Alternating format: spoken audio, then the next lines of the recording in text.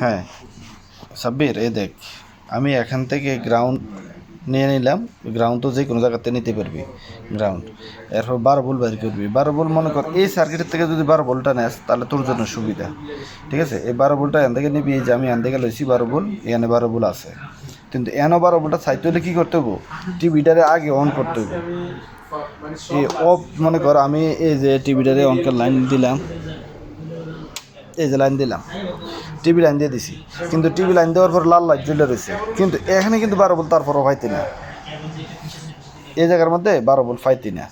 কি রে, এই যে এটা লাল লাইট, যখন এটা সবুজ লাইট হইব তখন এনও 12 ভোল্ট হইব। তার মানে আমার এনও 12 ভোল্ট লাইট আইলে ফিক্সড টিউবও আলো যাইব, প্লাস আমার বাইরের আলোটার দরকার, এই লাইটের আলোর দরকার। তাহলে আমি এখান থেকে 12 ভোল্ট নিচ্ছি। হ্যাঁ, এই 12 ভোল্ট নিয়ে এই যে অন চালু করলাম, দিয়ে এই গ্রাউন্ড দিলাম, আর ডাইরেক্ট এখান থেকে এসি এই সার্কিটে ঢুকিয়ে দিলাম।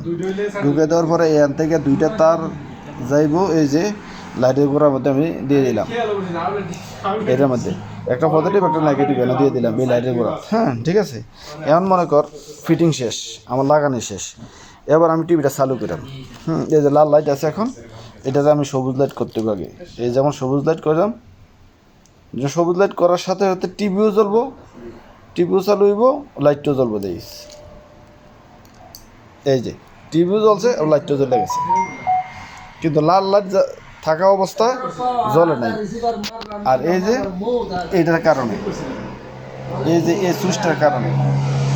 ঠিক আছে, ওকে।